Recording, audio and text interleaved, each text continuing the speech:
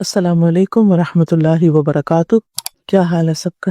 الحمدللہ نحمدہ ونصلی علی رسولہ الکریم، اما بعد فاعوذ باللہ من الشیطان الرجیم، بسم اللہ الرحمن الرحیم، رب اشرح لی صدری ویسر لی امری واحلل عقدۃ من لسانی یفقہوا قولی۔ شفا کی دعائیں۔ عروہ بن زبیر رضی اللہ عنہ سے روایت ہے کہ رسول اللہ صلی اللہ علیہ وسلم ام سلمہ رضی اللہ عنہا زوجہ نبی صلی اللہ علیہ وسلم کے گھر گئے۔ گھر میں بچہ رو رہا تھا تو لوگوں نے آپ سے کہا کہ اس کو نظر لگ گئی ہے۔ آپ نے فرمایا تم اس کو نظر کا دم کیوں نہیں کرتے؟ تو اس سے کیا بات پتہ چلتی ہے کہ نظر بھی لگتی ہے اور نظر کا علاج بھی ہے۔ نظر کیا ہے؟ اللہ تعالیٰ نے انسان کی نگاہ میں ایک خصوصی تاثیر رکھی ہے۔ یہی نظر کبھی دوسروں کے لیے خیر کا باعث بنتی ہے اور کبھی شر کا باعث بنتی ہے۔ کبھی اسی سے انسان اجر و ثواب کماتا ہے اور کبھی یہی نگاہیں گناہ کما کے لاتی ہیں۔ ان نگاہوں سے شدید نقصان بھی پہنچتا ہے، لہذا بہت ضروری ہے کہ ہم اس بات کو سمجھیں کہ نظر کے اثرات کیا، نظر کیا چیز ہے اور اس کے اثرات کیا ہیں۔ قرآن کریم میں بھی انسانی نگاہوں کے نقصانات کا ذکر اللہ سبحانہ وتعالیٰ نے سورۃ القلم میں فرمایا، وَإِن يَكَادُ الَّذِينَ كَفَرُوا لَيُزْلِقُونَكَ بِأَبْصَارِهِمْ لَمَّا سَمِعُوا الذِّكْرَ وَيَقُولُونَ إِنَّهُ لَمَجْنُونٌ۔ اور وہ لوگ جنہوں نے کفر کیا قریب ہے کہ تجھے اپنی نظروں سے گھور گھور کر پھسلا ہی دیں، یعنی آپ جو بات کر رہے ہیں وہ نہ کر سکیں، جب وہ ذکر کو سنتے ہیں اور کہتے ہیں کہ یقیناً یہ تو دیوانہ ہے۔ ابن عباس اس کی تفسیر میں کہتے ہیں اس کا مطلب ہے کہ وہ اپنی نگاہوں سے تمہیں نظر بد لگا دیں۔ ابن کثیر کہتے ہیں کہ اس میں اس بات کی دلیل ہے کہ اللہ عز و جل کے اذن سے، حکم سے نظر کا لگ جانا اور اس کی تاثیر پیدا ہو جانا یہ برحق ہے۔ نبی صلی اللہ علیہ وسلم کے الفاظ بھی ہیں، آپ نے فرمایا العین حق، نظر لگنا برحق ہے، یعنی ایسا ہوتا ہے۔ اور ایک اور روایت میں آتا ہے کہ آپ نے فرمایا نظر بد آدمی کو قبر میں اور اونٹ کو ہانڈی میں پہنچا دیتی ہے، یعنی موت تک واقع ہو جاتی ہے، اور انسان بیمار بھی ہو سکتا ہے، کبھی خوف اور دہشت کا شکار ہو سکتا ہے، کبھی ذہنی امراض کا شکار ہو سکتا ہے، خوف کا شکار ہو سکتا ہے۔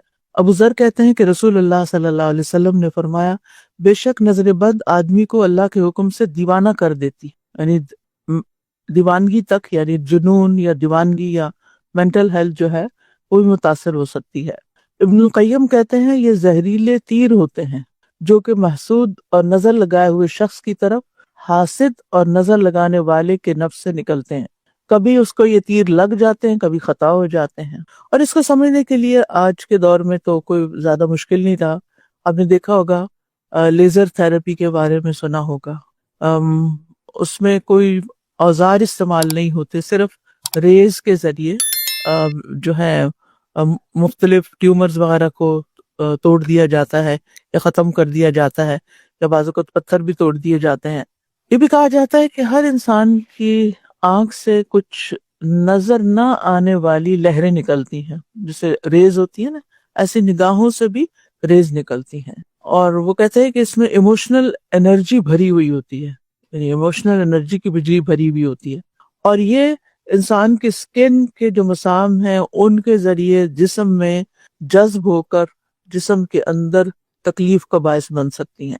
کبھی فائدہ بھی ہوتا ہے اور کبھی اگر یہ پازیٹیو ہو، مثبت ہو تو فائدہ ہو سکتا ہے، اور اگر منفی ہو تو نقصان ہو سکتا ہے۔ اب یہ جو نظر بد ہوتی ہے وہ اصل میں منفی لہریں ہوتی ہیں، نیگیٹو ہوتی ہیں، جس کی وجہ سے دوسرے انسان کے جسم کا نظام درہم برہم ہوتا ہے، اور پھر انسان کے خون کے اندر بھی تبدیلی پیدا ہو جاتی ہے، کوئی کیمیکل ریئیکشن ہوتا ہوگا، اللہ عالم۔ اب اس کے اسباب کیا ہیں؟ اس میں بعض اوقات حد سے زیادہ اپنی نعمتوں کا اظہار اور اپنی نعمتوں کو بڑھا چڑھا کے پیش کرنا، اور جیسے آج کے دور میں اتنا زیادہ سیلفی کا رجحان ہو گیا ہے، ہر چیز کی تصویریں کھینچ کھینچ کر سوشل میڈیا پہ لگائی جا رہی ہیں، تو وہ دوسروں کے اندر بعض اوقات حسد پیدا کرتی۔ ابو ہریرہ کہتے ہیں نبی صلی اللہ علیہ وسلم نے فرمایا تم اپنی ضرورتوں کو پورا کرنے کے لیے ان کو رازداری میں رکھ کر مدد حاصل کرو، کیونکہ ہر صاحب نعمت حسد کیا جاتا ہے، لہذا بہت زیادہ ہر وقت اپنی نعمت کا اظہار نہ کرو۔ اسی طرح خود نمائی جو ہے یہ بھی نظر بد کا سبب بنتی ہے، یعنی دکھاوا کرنا اور لوگوں کے سامنے اپنی نعمتوں کو بہت ظاہر کرنا۔ حدیث میں ہے کل ذی نعمت محسود، ہر نعمت والے سے حسد کیا جاتا ہے۔ اچھا، بعض اوقات ایسا نہیں ہوتا کہ وہ منفی لہریں ہوتی ہیں، بعض اوقات یہ ہوتا ہے کہ مثبت بھی ہوتی ہیں، خوشی اور تعجب کی بھی ہوتی ہیں، لیکن وہ بھی بہت دفعہ نقصان کا باعث بنتی ہیں۔ سورۃ کہف میں اللہ تعالیٰ فرماتے ہیں وَلَوْلَا إِذْ دَخَلْتَ جَنَّتَكَ قُلْتَ مَا شَاءَ اللَّهُ لَا قُوَّةَ إِلَّا بِاللَّهِ إِن تَرَنِي أَنَا أَقَلَّ مِنْكَ مَالًا وَوَلَدًا، اور جب تو اپنے باغ میں داخل ہوا تو نے یہ کیوں نہ کہا کہ جو اللہ نے چاہا، کچھ قوت نہیں مگر اللہ کی مدد سے، اگر تو مجھے دیکھتا کہ میں مال اور اولاد میں تجھ سے کم تر۔ تو بات یہ ہے کہ انسان کو بعض اوقات خود اپنی نظر بھی لگ سکتی ہے، اپنی چیزوں کو دیکھ کر بہت حد سے زیادہ خوش ہو جانا، جیسے اپنے بچوں کو یا اپنے کھیت کو یا اپنی کسی بھی اپنے گھر کو، گاڑی کو، کچھ بھی ہو سکتا ہے۔ تو اسی لیے نبی صلی اللہ علیہ وسلم نے ایسے موقع پر برکت کی دعا دینے کا حکم دیا ہے۔ جیسے شادی کے موقع پر عام طور پر دلہا دلہن بھی خوش ہوتے ہیں، فیملی بھی خوش ہو رہی ہوتی ہے، سب لوگ دیکھ رہے ہوتے ہیں، سبھی خوشی کا اظہار کر رہے ہوتے ہیں، تو آپ نے برکت کی دعا دینے کا حکم دیا ہے۔ ابو ہریرہ کہتے ہیں کہ رسول اللہ صلی اللہ علیہ وسلم جب کسی کو اس کی شادی کی مبارکباد دیتے تو فرماتے بارک اللہ لک وبارک علیک وجمع بینکما فی خیر، اللہ تمہیں برکت دے، تم پر اپنی برکت فرمائے اور تم دونوں کو خیر کے ساتھ اکٹھا رکھے۔ جس طرح حسد کرنے والوں کی نظر لگتی ہے، ایسے ہی محبت کرنے والوں کی بھی نظر لگ جاتی ہے۔ لہذا انسان کو اگر کسی کی کوئی بھی چیز اچھی لگ رہی ہو تو فوراً اس کے لیے برکت کی دعا کرنی چاہیے، اور یہ برکت کی دعا ہی دراصل دم ہو جاتا ہے، یعنی یہ ایک طرح کا دم ہی ہوتا ہے۔ اچھا، اس کی علامات کیا ہوتی ہیں؟ بعض اوقات غیر معمولی علامات ہوتی ہیں، جیسے کوئی اچانک بے ہوش ہو جاتا ہے یا گر جاتا ہے یا کچھ ٹوٹ جاتا ہے، جیسے کہ سہل بن حنیف رضی اللہ عنہ کے واقعے سے بات پتہ چلتی ہے۔ اسی طرح بعض اوقات انسان بیمار ہو جاتا ہے لیکن اس کی بیماری ڈائگنوز بھی نہیں ہوتی۔ آپ صلی اللہ علیہ وسلم نے اسماء بنت امیس رضی اللہ عنہا سے فرمایا کیا ہوا کہ میں اپنے بھائی جعفر بن ابی طالب کے بچوں کے جسم لاغر دیکھ رہا ہوں، یعنی کمزور ہیں بچے، کیا انہیں بھوکا رہنا پڑتا ہے؟ انہوں نے کہا نہیں، انہیں نظر بد جلدی لگ جاتی ہے۔ تو آپ نے فرمایا پھر انہیں دم کرو۔ اسماء بنت امیس کہتی ہیں کہ میں نے دم کے الفاظ آپ کے سامنے پیش کیے تو آپ نے فرمایا ان الفاظ سے دم کرو، لیکن اب وہ الفاظ کیا تھے ہمیں نہیں معلوم۔ اچھا، بعض اوقات چہرے کی رنگت تبدیل ہو جاتی ہے، زرد پڑ جاتا ہے یا داغ دھبے نکل آتے ہیں اس پر۔ اسی طرح یہ کہ بچے بعض اوقات ضرورت سے زائد روتے ہیں اور چپ ہی نہیں کرتے، ان کو خاموش بھی کرائیں، کچھ سمجھ نہیں آتی کہ ان کو کیا ہوا ہے۔ حضرت عائشہ کہتی ہیں کہ ایک مرتبہ نبی صلی اللہ علیہ وسلم گھر تشریف لائے تو ایک بچے کے رونے کی آواز سنی۔ آپ نے فرمایا یہ بچہ کیوں رو رہا ہے؟ تم اس کی نظر کیوں نہیں اتارتے؟ یعنی اگر یہ رو رہا ہے تو پھر اور بلا وجہ رو رہا ہے، کھایا پیا بھی ہے، نیند بھی پوری ہے، سب کچھ ہے، سب ٹھیک ہے۔ اسی طرح کچھ اور علامتیں بھی ہوتی ہیں کہ انسان بلا وجہ غمگین ہونا شروع ہو جاتا ہے، بے چین ہونے لگتا ہے، خوف کا شکار ہو جاتا ہے۔ اسی طرح دل کی دھڑکن تیز ہو جاتی ہے، کبھی آنکھوں سے پانی نکلنا شروع ہو جاتا ہے، کبھی جمائیاں آنا شروع ہو جاتی ہیں، پھر اسی طرح سر کے پچھلے حصے میں درد یا کندھوں پہ بوجھ محسوس ہونے لگتا ہے، برے خواب آنے لگتے ہیں، پڑھائی سے بچوں کا دل اچاٹ ہونے لگتا ہے، انسان بعض اوقات اپنے بزنس کے بارے میں غلط فیصلے کرنے لگتا ہے، کئی چیزیں ہوتی ہیں۔ پر یہ بھی یاد رہے کہ انسانوں کی نظر کے ساتھ ساتھ جنات کی نظر بھی لگ سکتی ہے۔ انسان تو ایک دوسرے کو دیکھ سکتے ہیں لیکن جنات تو نظر بھی نہیں آتے کہ کہاں کہاں ہیں۔ اسی لیے نبی صلی اللہ علیہ وسلم نے واش روم میں انٹر ہوتے وقت بسم اللہ پڑھنے کے لیے کہا، کیونکہ وہ جنات کی نظر سے، کیونکہ ایسی جگہوں پر جنات ہوتے ہیں تو یہ بسم اللہ جو ہے وہ ان کے لیے ایک پردے کا کام دیتی ہے، یعنی پھر وہ دیکھ نہیں پاتے۔ اسی طرح بعض اوقات جانوروں کی نظر بھی لگ جاتی ہے۔ جی ہاں، جانوروں کی، جیسے آپ کھا رہے ہیں اور بلی کو نہیں دے رہے کھانا، وہ آپ کو دیکھے جا رہی ہے تو جیلس ہو رہی ہے کہ برا فیل کر رہی ہے۔ جی ہاں، تو اسی طرح طوطا وغیرہ، جی پیٹس جو ہوتے ہیں، یعنی بیسیکلی پیٹس۔ ابن عباس کہتے ہیں کہ انہوں نے کہا نبی صلی اللہ علیہ وسلم درج ذیل کلمات سے حضرت حسن اور حسین کو دم کیا کرتے تھے، اعوذکما بکلمات اللہ التامۃ من کل شیطان و حامت و عین لامت. کیا مطلب ہے اس کا؟ میں اللہ کے کلمات تامہ، تمام کلمات کے ذریعے سے ہر شیطان، زہریلے جانور اور ہر ضرر رساں نظر کے شر سے پناہ مانگتا ہوں.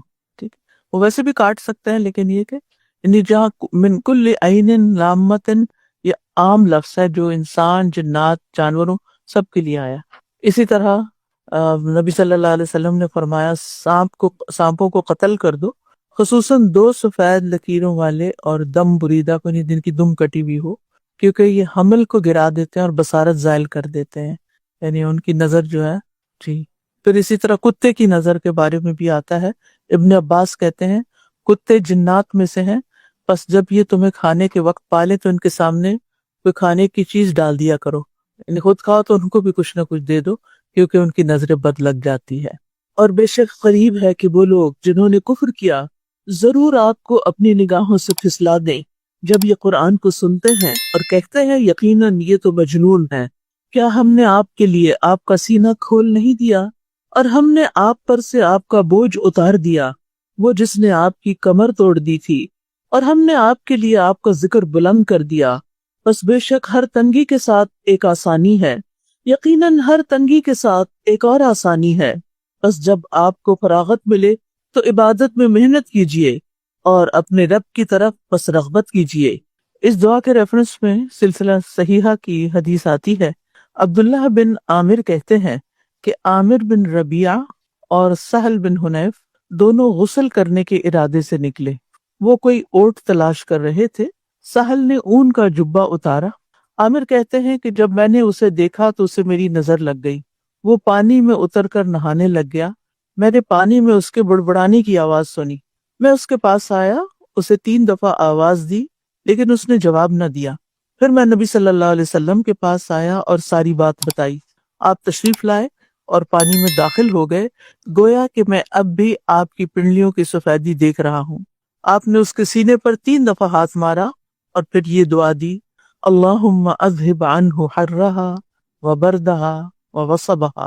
اے اللہ اس کی گرمی اور سردی اور بیماری اور لاغری دور کر دے. پھر کھڑے ہو کر فرمایا: جب کسی کو اپنے بھائی کا وجود یا کوئی مال پسند آئے تو اس کے لیے برکت کی دعا کرے، کیونکہ نظر لگ جانا برحق ہے. تو اس حدیث سے جو باتیں ہمیں پتہ چلتی ہیں وہ یہ کہ نظر بد لگتی ہے، اس کا اثر ہوتا ہے. اور عامر بن ربیعہ جو ایک صحابی تھے اور ان کی کوئی بری نظر نہیں تھی، لیکن چونکہ سہل بن حنیف کا وجود انہیں پسند آیا تو ان کی نظر لگ گئی اور سہل جو تھے وہ بیمار پڑ گئے. اور پھر نبی صلی اللہ علیہ وسلم نے یہ دعا بھی سکھائی اس موقع پر کہ اگر کسی کو نظر لگی ہو تو اس کے لیے کیا پڑھا جائے. اور یہ آپ صلی اللہ علیہ وسلم کی اس میں تواضع بھی پتہ چلتی ہے کہ کس طرح وہ صحابہ کے ساتھ ان کے غم، دکھ، تکلیف میں پہنچ جایا کرتے تھے. یعنی جب ان کو پتہ چلا کہ ان کے ایک ساتھی اس طرح بیمار پڑ گئے ہیں تو سب کچھ چھوڑ کر فوراً ان کے ساتھ آئے اور ان کے لیے دعا کی اور وہ ٹھیک ہو گئے. اب جہاں تک اس دعا کا تعلق ہے تو اس میں سب سے پہلے اللہم اذہب عنہ حرہا، اے اللہ لے جا اس سے اس کی ہر کہتے ہیں گرمی کو، حرارت کو، سوزش کو، تیزی کو. تو اس سے مراد کیا ہے؟ یہ کون سی گرمی ہے؟ یعنی نظر بد کی وجہ سے جسم میں پیدا ہونے والی حرارت یا بے چینی ہوتی ہے نا، ایک بے چینی سی اور ایک انریسٹ سا. کیونکہ نظر بد سے بعض اوقات جسم میں ایسی علامات پیدا ہو جاتی ہیں جیسے بخار ہو جائے یا کوئی انفلیمیشن کی طرح کی کوئی چیز محسوس ہو اور جسم جو ہے وہ بے چینی کا شکار ہو جائے. اور وبردہا، برد کہتے ہیں سردی کو، ٹھنڈک کو. اور یہاں اس سے مراد نظر بد کی وجہ سے جسم میں پیدا ہونے والی کمزوری اور ٹھنڈک کا احساس. بعض اوقات آپ نے دیکھا ہوگا کہ مریض یا بچے جو ہے نا شیور کرنے لگتے ہیں. باقی سب لوگوں کا ٹمپریچر ٹھیک ہوتا ہے لیکن کچھ لوگ کہتے ہیں کہ ہمیں اچانک سردی لگنی شروع ہوئی اور ہم نے کمبل بھی لے لیا اور رضائی بھی لے لی اور گرم پانی بھی پی لیا اور سب کچھ کر لیا لیکن ٹھنڈ نہیں ختم ہو رہی تھی. تو اس طرح کی کیفیت نظر بد سے بھی ہو سکتی ہے، ایک دم شیورنگ شروع ہو جائے، کمزوری محسوس ہونے لگے. یعنی بعض اوقات نظر بد ایک دم جسم کو اتنا کمزور کر دیتی ہے کہ اس کی وجہ سے جسم میں انسان سردی محسوس کرنے لگتا ہے. اور وصب جو ہے یہ بیماری کو کہتے ہیں، تکلیف کو کہتے ہیں، درد کو، تھکاوٹ، مسلسل لاغری. اور یہاں بھی اس سے مراد کیا ہے کہ نظر بد کی وجہ سے کوئی بھی جو جسمانی یا ذہنی بیماری ہو سکتی ہے، جس کی وجہ سے انسان پھر چلنے پھرنے کے قابل بھی نہیں رہتا، کوئی کام کرنے کے قابل نہیں رہتا، تو اللہ تعالیٰ اسے بھی دور کر دے. بعض اوقات کوئی شخص نیکی میں ہم سے آگے نکل جاتا ہے، کسی خیر کے کام میں ہم سے سبقت لے جاتا ہے، تو ہمیں اس پر حسد ہو جاتا ہے. یہی حال یہود کا ہوا کہ انہوں نے یہ سوچا تھا کہ پیغمبر ان کی نسل میں سے آئیں گے. جب وہ عربوں میں سے آ گئے تو انہوں نے یہ سوچا کہ عرب سبقت لے گئے ہم پر، اب ان کو ہی سارا فائدہ ملا یا عزت ملی، یا نبی صلی اللہ علیہ وسلم کا آنا، آخری نبی کا آنا ایک بہت عزت کی بات تھی. تو اس پر حالانکہ ان پر حق ظاہر ہو چکا تھا، ان کے شکوک و شبہات دور ہو چکے تھے، لیکن حسد کی بنا پر انہوں نے خود بھی انکار کیا. اور نہ صرف یہ کہ خود انکار کیا، بلکہ اس بات کی بھی کوشش کی کہ جو ایمان والے ہیں ان کو بھی بھٹکا دیا جائے. جی، تو یہ آیت بھی چونکہ اس میں لفظ حسد آتا ہے، تو اس لیے عمومی طور پر علماء ان آیات کا انتخاب کرتے ہیں جس میں وہ خاص الفاظ موجود ہوتے ہیں. میں نے ایک دفعہ ایک نظر کا دم سنا تھا، کسی نے مجھے بھیجا، اس میں بہت سارے دم تھے. کیونکہ میری طبیعت ٹھیک نہیں تھی تو میں نے یہ نہیں دیکھا کہ یہ قاری صاحب کون ہیں اور ان کا نام کیا اور کیا، لیکن وہ اتنا اچھا دم تھا کہ قرآن مجید میں جتنی بھی آیتیں نظر، عین اور حسد اور اس سے متعلق تھی وہ انہوں نے ساری پڑھی. تو میں نے سوچا کہ ان سب کو میں لکھوا لیتی ہوں لوگوں کے فائدے کے لیے، کہ اگر کوئی اور بھی پڑھنا چاہے. اس کے بعد میں نے اتنا وہ ڈھونڈا، لیکن وہ ٹیسٹ کرتی رہی کہ کئی دفعہ میں نے مختلف وہ قاریوں کو چیک کیا، لیکن میں ابھی تک نہیں ملا. انشاءاللہ اگر ملا تو میں اس کو ضرور اویلیبل کروں گی، کیونکہ وہ مجھے بہت یونیک آئیڈیا لگا تھا کہ انہوں نے اور جو میں سن رہی تھی تو وہ آیتیں میرے اوپر اثر کر رہی تھی. تو قرآن تو سارا ہی شفا ہے، لیکن قرآن میں سے اگر وہ حصے منتخب کر لیے جائیں جو کسی خاص مناسبت سے ہوں، کسی خاص کانٹیکس میں ہوں، تو وہ بھی فائدہ دیتے ہیں. جی، رقیہ شریعہ کے اندر ہی تھا، لیکن دونوں کے وہ پڑھنے والے کون تھے اور نام کیا تھا کچھ پتہ نہیں. یعنی یہ تو جسم پہ دم کرنا ہوتا ہے. جی، جو اللہ نے انہیں اپنے فضل سے عطا کیا ہے، کوئی شک نہیں ہم نے آل ابراہیم کو کتاب اور حکمت عطا کی، اور ہم نے انہیں بہت بڑی بادشاہت عطا کی. یعنی یہاں بھی اشارہ اہل کتاب کی طرف سے ہے کہ وہ نبی صلی اللہ علیہ وسلم سے حسد کرتے ہیں اس بنا پر کہ اللہ نے ان کو ایک عظیم نبوت سے نوازا ہے، اور ان کے نبی صلی اللہ علیہ وسلم کی نبوت کی تصدیق نہ کرنے، آپ پر ایمان نہ لانے کی بھی بنیادی وجہ یہی ہے کہ یہ اس بات سے حسد کرتے ہیں کہ آپ کا تعلق عربوں سے ہے، بنی اسرائیل سے نہیں. تو اللہ سبحانہ تعالیٰ نے اس کے بارے میں فرمایا کہ یا یہ لوگوں سے اس پر حسد کرتے ہیں جو اللہ نے انہیں اپنے فضل سے عطا کیا ہے. تو یہاں ایک بڑی اہم بات ہم سب کے سمجھنے کی ہے کہ جب بھی کسی سے حسد محسوس ہو، کسی بھی چیز پر، کسی کے حسن پر، کسی کے مال پر، اولاد پر، نعمتوں پر، کسی بھی چیز، تو ہمیشہ یہ سوچنا چاہیے کہ یہ میرے پیارے رب کی تقسیم ہے اور اس نے اس کو یہ عطا کیا اور مجھے اس پر خوش ہونا چاہیے. دیکھیے، زندگی میں انسان کو جتنی بھی نعمتیں مل جائیں وہ خوش نہیں ہو سکتا اگر وہ دوسروں کی نعمتیں دیکھ دیکھ کے کڑ رہا ہو. یہاں اللہ تعالیٰ کیا فرما رہے کہ اب اگر نبوت ان کو ملی ہے تو تمہیں تکلیف ہو رہی ہے. فَقَدْ آتَيْنَا آلَ إِبْرَاهِيمَ الْكِتَابَ وَالْحِكْمَةَ وَآتَيْنَاهُمْ مُلْكًا عَظِيمًا. تمہیں بھی تو اتنا کچھ ملا، کتاب ملی، حکمت ملی، اور بہت بڑی بادشاہت حضرت سلیمان، حضرت داؤد علیہ السلام کی شکل میں ملی. تو تمہیں کس بات پر؟ یوسف علیہ السلام کو بادشاہت ملی. یعنی بنی اسرائیل پر بھی تو اللہ تعالیٰ کے بے شمار انعامات تھے. تو یہ تو اس گروہ کا ایک رویہ تھا نا. لیکن اس سے ہمیں سبق کیا ملتا ہے کہ حاسد جو ہوتا ہے وہ عام طور پر جو اس کے اپنے پاس ہوتا ہے وہ اس کو بھول جاتا ہے، اس پر خوش نہیں ہوتا، اور جو دوسرے کو ملتا ہے اس سے کمپیریزن کرنے لگتا ہے اور اس کو دیکھ دیکھ کے تکلیف میں آ جاتا ہے کہ اس کو کیوں مل گئے. یہ عجیب شیطانی وار ہوتا ہے انسان پر، کیونکہ شیطان نے سب سے پہلے خود حسد کیا تھا آدم علیہ السلام سے، اور یہی چیز پھر وہ دنیا میں لوگوں کو ورغلانے کے لیے استعمال کرتا ہے کہ ان کے دل میں ایسے خیالات، ایسے وسوسے ڈالتا ہے کہ جس کی بنا پر وہ دوسروں کی نعمتوں پر حسد کرتے ہیں. اگر ہم زندگی میں خوش رہنا چاہتے ہیں نا تو دو چیزیں بڑی لازم ہیں. ایک کہ اپنی نعمتوں پر شکر ادا کیا جائے اور ان کا ذکر کیا جائے. فَأَمَّا بِنِعْمَةِ رَبِّكَ فَحَدِّثْ. اچھا یہ فحدث یہ نہیں کہ آپ کسی لیکچر میں شروع ہو جائیں کہ میرے پاس یہ بھی اور یہ بھی، اور یہ نہیں کہا جا رہا ہے. یہ کسی محفل میں بیٹھ کے اپنی نعمتوں کا تذکرہ شروع کر دیں. حدث، اللہ سے مناجات کیا کریں، یعنی وہ اسے بولا کریں اللہ آپ نے تو مجھے یہ بھی عطا کیا، آپ نے مجھ پر یہ، آپ کی یہ بھی بلیسنگ ہے اور یہ بھی نعمت ہے اور میرے پاس یہ بھی ہے اور یہ بھی، جس سے سیلف ٹاک ہوتی ہے اور آپ بیٹھ کے تو ذکر کر رہے ہوتے ہیں. یعنی اللہ سبحانہ و تعالیٰ سے ہماری عام طور پر تعلق کی کیا علامت ہے؟ آپ کیا سمجھتے ہیں؟ آپ کا کیا تعلق ہے اللہ سے؟ ہم کہنے کو تو کہتے ہیں کہ ہمیں اللہ سے بڑی محبت ہے، لیکن ہمیں ایک لپ سروس ہی لگتی ہے. وہ کیا وہ شدید فیلنگ ہے جو ہم کسی بھی اپنی جس چیز سے ہم محبت کرتے ہیں اس سے کمپیریزن کر کے دیکھیں کہ ویسی ہے کم از کم؟ یعنی زندگی میں ہر انسان کو کسی نہ کسی چیز سے محبت ہوتی ہے، اپنی اولاد سے ہوتی ہے، اپنے بہن بھائیوں سے ہوتی ہے، والدین سے ہوتی ہے، اور کچھ لوگوں کو کسی چیز سے زیادہ ہوتی ہے، کسی سے کم ہوتی ہے.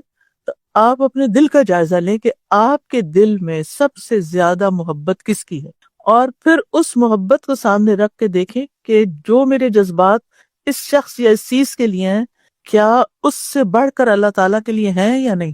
کیونکہ والذین آمنوا اشد حبا للہ، جو لوگ ایمان لائے وہ اللہ کی محبت میں شدید ہوتے ہیں، یعنی دنیا کی تمام چیزوں سے بڑھ کر اللہ سے محبت کرتے ہیں.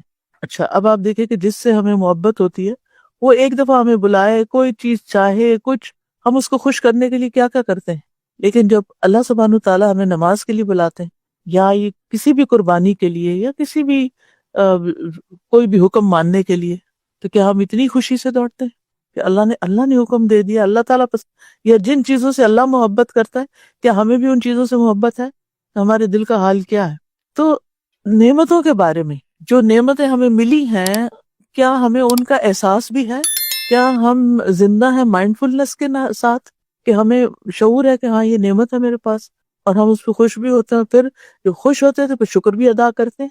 اور دوسری چیز جو خوش ہونے کا راز ہے وہ دوسروں کی نعمتوں اور خوبیوں کا اعتراف کر لینا، اسے ایکسپٹ کر لینا کہ ہاں اللہ نے اس کو دیا ہے اور اللہ نے اس کو دیا، میں اس پہ راضی، میں بھی خوش ہوں، مجھے خوشی ہے کہ اس کو یہ چیز ملی ہے. کسی کو بھی کچھ ملے تو اپنے آپ سے پھر وہی سیلف ٹاک اپنے آپ سے کہیں میں بہت خوش ہوں کہ میری بہن کو یہ نعمت مل گئی، میں بہت خوش ہوں کہ میرے فلاں کو، جو بھی کوئی جس کو بھی ملی. اور بعض اوقات جو ہمارے پیارے ہوتے ہیں ان کو کچھ ملے تو ہم بڑے خوش ہوتے ہیں، لیکن جن سے ہماری بنتی نہیں ان کو کچھ مل جائے تو ہمیں تکلیف ہونے لگتی، تو اس کو بھی ایکسپٹ کر لیں کہ اللہ نے اس کو دیا. دیکھیں کسی کو بھی نہ کسی پر کلی فضیلت کوئی نہیں، بات سمجھ آئے؟ کلی فضیلت کسی کو کسی پر نہیں. کلی فضیلت کیا کہ مثلا میں کہوں کہ میں آپ کی چونکہ استاد ہوں لہٰذا مجھے ہر لحاظ سے آپ پر فضیلت ہے، اور انتہائی غلط بات ہوگی. ہر لحاظ سے کہاں سے فضیلت آ گئی؟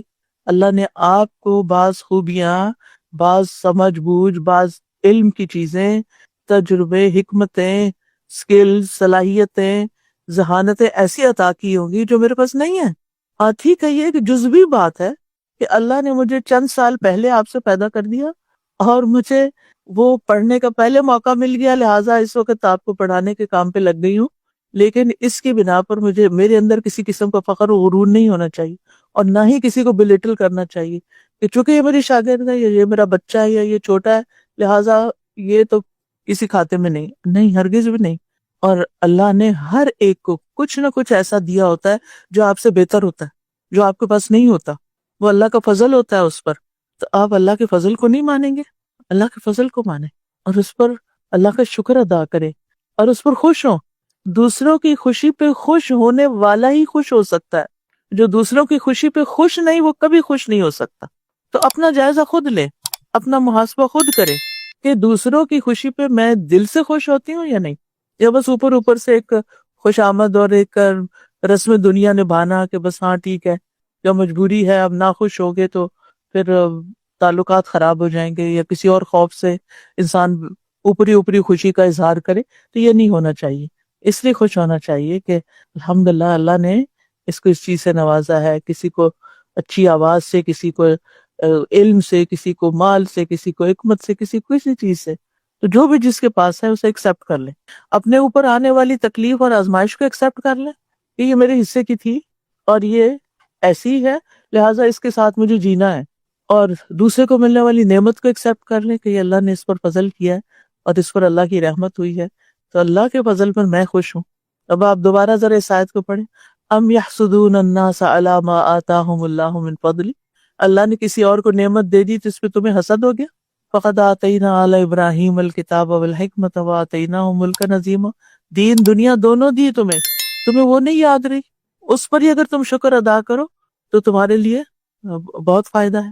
پھر اسی طرح یہ ہے کہ نظر بد کی دو اور قسمیں بھی ہیں، اور وہ ہے انسان کی نظر اور دوسری ہے جن کی نظر، یعنی انسانوں کی نظر کے علاوہ جنات کی نظر بھی ہوتی ہے۔ اور اسی لیے جب ہم واش روم میں جاتے ہیں اور یعنی خاص طور پہ کپڑے وغیرہ بدلتے ہیں تو اس میں دعا سکھائی گئی ہے، کیونکہ جنوں کی نظر بھی برحق ہے، وہ بھی ہماری طرح کی ایک مخلوق ہے۔ ام سلمہ کہتی ہیں کہ نبی صلی اللہ علیہ وسلم نے ان کے گھر میں ایک لڑکی دیکھی جس کے چہرے پر نظر بد کی وجہ سے کالے کالے دھبے پڑ گئے تھے، جیسے وہ چھائیاں نہیں ہمارے کہتے چھائیاں پڑ گئی ہیں۔ تو نبی صلی اللہ علیہ وسلم نے فرمایا کہ اس پر دم کرو کیونکہ اس کو نظر بد لگی ہے۔ ہوتا یہ ہے کہ وہ جو ریز ہوتی ہیں وہ ہمارے اثر انداز ہوتی ہیں تو ہماری باڈی کے اندر کیمیکل ریئیکشن وغیرہ ہوتے رہتے ہیں، تو بعض اوقات اس طرح کی چیزیں واقع ہو جاتی ہیں کہ جس کا اثر پھر فزیکل النس کی شکل میں بھی سامنے آ جاتا ہے۔ اور جنوں کی نظر جو ہے وہ انسانوں کی نظر سے بھی زیادہ سخت ہوتی ہے۔ ابو سعید کہتے ہیں کہ رسول اللہ صلی اللہ علیہ وسلم جنوں اور انسانوں کی نظر بد سے پناہ مانگتے تھے، یہاں تک کہ معوذتین قل اعوذ برب الفلق اور قل اعوذ برب الناس نازل ہوئیں۔ جب یہ دو صورتیں نازل ہوئیں تو آپ نے انہیں پڑھنا شروع کر دیا اور ان کے علاوہ باقی چیزیں چھوڑ دی۔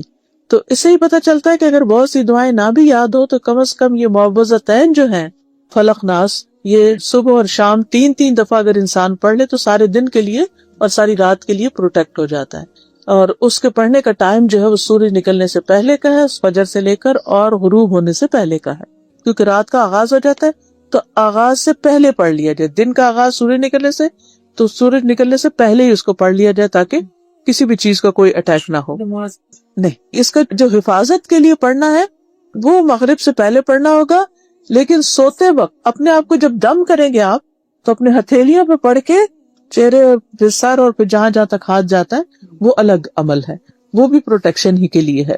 پھر اسی طرح یہ ہے کہ بعض اوقات تعجب والی نظر جو حیران کو نظر ہوتی ہے، جسے ہم کہتے ہیں نا اچھا واو، ماشاء اللہ نہیں کہتے، تبارک اللہ نہیں کہتے، تو یہ تعجب والی نظر بھی لگتی ہے، یعنی کہ کوئی کسی کی چیز کو دیکھ کے بہت حیران یا خوش ہوتا ہے تو اس سے بھی بعض اوقات نقصان ہو جاتا ہے۔ وہ ایسا نہیں کہ اس کی کوئی نیت بد ہوتی ہے یا اس کے اندر کوئی حسد یا جیلسی ہوتی، اوور ایکسائٹمنٹ جو ہے وہ بھی نقصان کا باعث بن جاتی، کیونکہ ہر چیز میں ہمارا دین جو ہے نا وہ اعتدال سکھاتا ہے، درمیانی راہ، نہ نفرت کی انتہا اور نہ خوشی کی انتہا، بلکہ ہر چیز اعتدال میں۔ اس بارے میں ہم دیکھتے ہیں سورۃ کہف میں آتا ہے ایک شخص کا باغ تھا بڑا خوبصورت، تو جل گیا، تو دوسرے نے کہا وَلَوْلَا إِذْ دَخَلْتَ جَنَّتَكَ قُلْتَ مَا شَاءَ اللَّهُ لَا قُوَّةَ إِلَّا بِاللَّهِ إِن تَرَنِي أَنَا أَقَلَّ مِنْكَ مَالًا وَوَلَدًا، جب تو اپنے باغ میں داخل ہوا تو تو نے یہ کیوں نہ کہا کہ جو اللہ نے چاہا، کوئی قوت نہیں اور کچھ بھی نہیں مگر مدد اللہ ہی کی ہوتی ہے، اگر تو مجھے دیکھتا کہ میں مال اور اولاد میں تجھ سے کم ہوں تو کیا ہوا۔ اس میں آپ دیکھیے کہ ایک خاص چیز بتائی جا رہی ہے کہ جب انسان کسی بھی چیز کو دیکھ کر خوش ہو تو کہے ماشاء اللہ لا قوت الا باللہ، یعنی سب اللہ ہی کا دیا ہوا ہے۔ ابن حجر کہتے ہیں نظر کبھی خوشی اور تعجب کی صورت میں بھی لگ جاتی ہے، اگرچہ وہ حسد کے بغیر ہی کیوں نہ ہو، اگرچہ وہ کسی محبت کرنے والے کی طرف سے ہو، اگرچہ وہ کسی نیک آدمی کی طرف سے ہی ہو۔ اگر کسی آدمی کو کوئی چیز اچھی لگے تو اس کو فوراً اس چیز کے لیے برکت کی دعا کرنی چاہیے، بارک اللہ فیکم، جو اس کو اچھی لگتی ہے، تو یہ اسی کی طرف سے دم ہو جائے گا، یعنی ادھر سے نظر کا تیر آ رہا ہے اور ادھر سے دعا آ رہی ہے، تو وہ ایک چیز جو ہے وہ دوسرے کو ہٹا دے گی۔ تو اس میں آپ دیکھیے کتنی بہترین چیز ہمیں پتہ چلی، یعنی برے انسان کی تو لگے گی لیکن آپ کے محبت کرنے والے کی بھی لگ سکتی ہے، نیک لوگوں کی بھی لگ سکتی ہے۔ بعض اوقات ہم کہتے ہیں نا کہ فلاں تو بڑا نیک ہے، بڑا اچھا انسان ہے، بڑے اچھے اخلاق کا ہے، تو سیف ہے اس کے پاس اپنے بچے کو چھوڑنا، یا لیکن وہ بھی انسان ہے اور اس کی نظر بھی ہو سکتی ہے۔ اب ہم کس کس کو روکیں اور کس کس سے کچھ لڑیں جھگڑیں؟ کرنا کیا ہے؟ اپنے آپ کو پروٹیکٹ کرنا ہے، اپنی حفاظت کرنی ہے، اور اس کا آگے انشاءاللہ طریقہ بتاؤں گی۔ پھر اسی طرح یہ ہے کہ بعض نظریں بیمار کر دیتی ہیں، ہر نظر بیمار نہیں کرتی، بعض نظریں بیمار کر دیتی ہیں اور اس میں مریض کے اوپر علامات ظاہر ہونے لگتی ہیں۔ حدیث میں آتا ہے رسول اللہ صلی اللہ علیہ وسلم نے فرمایا بے شک نظر بد اللہ کے اذن سے انسان کو دیوانہ کر دیتی، یعنی ذہنی بیماریاں، نفسیاتی بیماریاں، ڈپریشن کی بیماری، ایسی بیماریاں کہ جن کا کہیں کوئی علاج ہی نہیں اور کوئی ڈائگنوسس میں نہیں ہوتے، کچھ پتہ ہی نہیں چلتا کہ یہ مسئلہ ہے کیا۔ پھر اسی طرح کچھ نگاہوں سے موت بھی واقع ہو جاتی ہے، یہ زہریلی نگاہیں ہوتی ہیں۔ اسمعی کہتے ہیں، ایک لغوی ہے یہ، میں نے ایک آدمی کو دیکھا جس کی نظر بہت زیادہ لگتی تھی کہ اس نے کسی گائے کے متعلق سنا تو اس کو اس کے دودھ کی دھار کا نکلنا اچھا لگا۔ اس نے کہا یہ ان گایوں میں سے کون سی گائے ہے؟ تو انہوں نے اس گائے سے توریہ کرتے ہوئے کہا یہ تو فلاں ہے، کسی اور گائے کا بتا دیا، اصل کا نہیں بتایا تاکہ نظر نہ لگے، تو دونوں گائے ہلاک ہو گئی، یعنی وہ بھی اور دوسری بھی۔ پھر اسمعی کہتے ہیں کہ وہ شخص کہتا تھا جس کی نظر بہت لگتی تھی کہ جب میں کوئی ایسی چیز دیکھتا ہوں جو مجھے اچھی لگتی ہے تو مجھے یوں لگتا ہے میری آنکھ سے تپش اور حرارت نکل رہی ہے، یعنی آنکھوں سے ہیٹ نکل رہی ہے۔ اس سے اللہ کی طرف سے آزمائش ہوتی ہے۔ پھر اس معاملے میں یہ یاد رکھنا چاہیے کہ یہ بھی صرف اللہ کے اذن سے ہی لگ سکتی، ورنہ نہیں لگتی، چاہے کسی کی بھی ہو۔ یعنی نہ کسی کے اندر کمال ہے کہ کوئی کہے میری آنکھوں میں تو فٹ ہے وہ کچھ، میں جا کے جس سے مجھے نفرت ہے اس کو تو میں کچھ کر کے آتا ہوں، نو وے، کوئی کچھ نہیں کر سکتا جب تک کہ اللہ کا اذن نہ ہو۔ جی، ما اصاب من مصیبت الا باذن اللہ ومن یؤمن باللہ یہد قلبہ، جو مصیبت آتی ہے اللہ کے اذن سے آتی ہے، اور جو شخص ایمان لے آتا ہے اللہ پر، اللہ اس کے دل کو ہدایت بخش دیتا ہے، اور اللہ ہر چیز کو جاننے والا ہے۔ تو انسان یہ سمجھتا ہے کہ اللہ کے اذن سے ہوا، اللہ کا فیصلہ ہے۔ دوسری بات یہ کہ یہ تقدیر کا حصہ ہوتی ہے، یعنی کہ ہماری قسمت میں اگر کچھ تکلیفیں لکھی ہوئی ہیں تو پھر وہ چیز واقع ہو جاتی ہے، اور اگر نہیں تو کوئی جو مرضی کر لے، نہیں ہو سکتا۔ نبی صلی اللہ علیہ وسلم نے فرمایا نظر لگنا برحق ہے، اگر کوئی چیز تقدیر پہ غالب ہو سکتی ہے تو وہ نظر بد، پھر اذکار اور تلاوت کی کمی کی وجہ سے لگتی ہے، یعنی جب کہیں سے کوئی تیر آتا ہے اور آگے بچاؤ کا سامان نہیں، کوئی ڈھال نہیں، تو وہ جا پڑتا ہے اس پر۔ اور اسی طرح صبح و شام کی حفاظت کی دعائیں جو ہیں وہ بھی بہت ضروری ہیں۔ پھر اسی طرح یہ ہے کہ بعض اوقات آزمائش بھی ہوتی ہے، امتحان ہوتا ہے انسان کا، کہ انسان کسی، یعنی اس نے تلاوت بھی کی، اس نے دعائیں بھی پڑھ لی، اس نے پروٹیکشن کے سارے کام بھی کر لیے، لیکن اس کے باوجود پھر بھی تکلیف پہنچ گئی، تو یہ اللہ تعالیٰ نے دراصل اس شخص کو ایک امتحان میں ڈالنا تھا، اس کو ٹیسٹ کرنا تھا، اس لیے اس تک یہ چیز آ گئی۔ اس لیے انسان یہ نہ سوچے کہ پھر کیا فائدہ حفاظت اختیار کرنے کا، یہ دعا پڑھنے کا، جب لگنی ہے تو لگ جائے گی، نہیں تو نہیں۔ اس میں یہ ہے کہ اس کا فائدہ یہ ہے کہ انشاءاللہ پروٹیکشن بھی ہوگی، لیکن کبھی ایسا بھی ہوتا ہے کہ آپ نے فلو شاٹس لگوائے ہوتے ہیں، اس کے باوجود فلو ہو جاتا ہے۔ جی ہاں۔ اب یہ کہ جو جسمانی بیماریاں ہوتی ہیں وہ عام طور پر کیا ہوتی ہیں، اس میں چہرے کے داغ دھبے وغیرہ، جیسے نبی صلی اللہ علیہ وسلم نے اس بچی کی چھائیاں دیکھ کے کہا تھا کہ اس کو نظر لگی ہے۔ بچوں کا بلا وجہ رونا، وداؤٹ اینی ریزن، کھا بھی لیا، سو بھی لیا، سب کچھ کر لیا، روئے جا رہے روئے جا رہے روئے جا رہے، چپ ہی نہیں کر رہے، اور انسان کو سمجھ ہی نہیں آتی بعض اوقات۔ تو آپ نے دیکھا ہوگا، آپ سب نے جو بچے پالے ہیں، تو کبھی کبھی ایسا فیز آ جاتا ہے کہ ماں بھی تنگ آ جاتی ہے اور اٹھا کے پھینک دیتی ہے، اچھا جاؤ رو لو، پھر تم کسی چیز سے بہل ہی نہیں رہے، چپ ہی نہیں ہو رہے، وجہ بھی نہیں بتاتے، تو بنیادی طور پر وہ ان کے اندر ہی کوئی ڈسٹربنس ہوتی ہے۔ حضرت عائشہ کہتی ہیں کہ ایک مرتبہ نبی صلی اللہ علیہ وسلم تشریف لائے تو ایک بچے کے رونے کی آواز سنی۔ آپ نے فرمایا یہ بچہ کیوں رو رہا ہے؟ کیا تم نے اس کو نظر بد کا دم نہیں کیا، نہیں کروایا؟ یعنی کہ اس کو دم کرو، کیونکہ یہ نفسیاتی طور پر ڈسٹرب ہے۔ پھر بچوں کی کمزوری، یعنی کھانے پینے کے باوجود ان کی صحت نہیں بنتی، کمزور۔ اسماء بنت امیس کہتی ہیں کہ نبی صلی اللہ علیہ وسلم نے اسماء بنت امیس کو کہا کہ میں اپنے بھائی کے بیٹوں کو، جعفر جو تھے آپ کے کزن تھے، ان کے جسموں کو دبلا پتلا دیکھتا ہوں، کیا ان کو کھانے پینے کو نہیں ملتا، ان کو فقر و فاقہ ہے کچھ؟ تو انہوں نے کہا کہ نہیں، انہیں بہت جلد نظر بد لگ جاتی ہے۔ آپ نے فرمایا انہیں دم کرو، تو انہوں نے آپ صلی اللہ علیہ وسلم کے سامنے چند کلمات پڑھے، تو آپ نے فرمایا ان سے تم ان کو دم کرو، یعنی یہ کلمات پڑھ کے۔ پھر اسی طرح بعض اوقات انسان کے اندر نفسیاتی امراض پیدا ہو جاتے ہیں، بعض اوقات انسان اونچائی سے گر پڑتا ہے، یعنی مقام کی اونچائی ہو یا پھر ویسے فزیکلی کہیں چڑھا ہوا ہے، اچانک نیچے آ گرتا ہے۔ حدیث میں آتا ہے نبی صلی اللہ علیہ وسلم نے فرمایا کہ بسا اوقات ایسا ہوتا ہے کہ وہ اونچی جگہ پر چڑھتا ہے پھر وہاں سے گر پڑتا ہے، ایک اور حدیث میں آتا مسند احمد کی کہ یہ اوپر چڑھنے والے کو پھسلا دیتی ہے، سلپ کروا دیتی ہے. کبھی شدید بیماری بھی لگ جاتی ہے اور انسان کی جان خطرے میں پڑ جاتی ہے. عبداللہ بن عامر کہتے ہیں کہ عامر بن ربیعہ اور سہل بن حنیف دونوں غسل کرنے کے ارادے سے نکلے اور دونوں کو اوٹ تلاش کر رہے تھے. تو سہل نے اپنا اون کا جبہ اتارا، یعنی کوٹ اتارا. عامر کہتے ہیں کہ جب میں نے اسے دیکھا تو میری نظر اس کو لگ گئی. وہ پانی میں اتر کے نہانے لگ گیا. میں نے پانی میں اس کے بڑبڑانے کی کچھ آواز سنی. میں اس کے پاس آیا، 3 دفعہ آواز دی، اس نے کوئی جواب نہیں دیا. پھر میں نبی صلی اللہ علیہ وسلم کے پاس آیا اور ساری بات بتائی. آپ تشریف لائے اور پانی میں داخل ہو گئے. کہتے میں ابھی بھی آپ کے پنڈلیوں کی سفیدی دیکھ رہا ہوں. آپ نے اس کے سینے پہ 3 دفعہ ہاتھ مارا، پھر یہ دعا دی، اللہم اذہب عنہ حرہا وبردہا ووصبہا، اے اللہ اس کی گرمی سردی بیماری لاغری دور کر دے. پھر کھڑے ہوئے اور فرمایا جب کسی کو اپنے بھائی کا کوئی وجود یا مال پسند آئے تو اس کے لیے برکت کی دعا کرے، اس سے یعنی نظر نہیں لگے گی، کیونکہ نظر کا لگ جانا برحق ہے. اسی طرح کچھ اور علامتیں بھی ہیں، سر دکھنا بغیر کسی وجہ کے، بخار کا ہو جانا، کبھی کندھوں میں درد ہونا، اس طرح کا کہ جیسے کوئی جلن ہو، یعنی کہ یوں لگے جیسے 2 کندھوں کے بیچ میں جیسے کسی نے کوئی گرم چیز رکھی ہوئی ہے. یعنی ایک تو ہوتی ہے درد اور ایک ہوتی ہے درد کے ساتھ ایک برننگ فیلنگ، جلن سی. پھر اسی طرح نیچے والے حصے، پیٹھ کے نیچے والے حصے میں درد کا ہونا. قرآن سنتے وقت جمائیاں آنا، سننے میں یا پڑھنے میں قرآن میں دل نہ لگنا. اسی طرح ٹھنڈک میں بھی گرمی لگنا، اور کبھی الٹا کہ گرمی میں ٹھنڈک لگنے لگ جانا.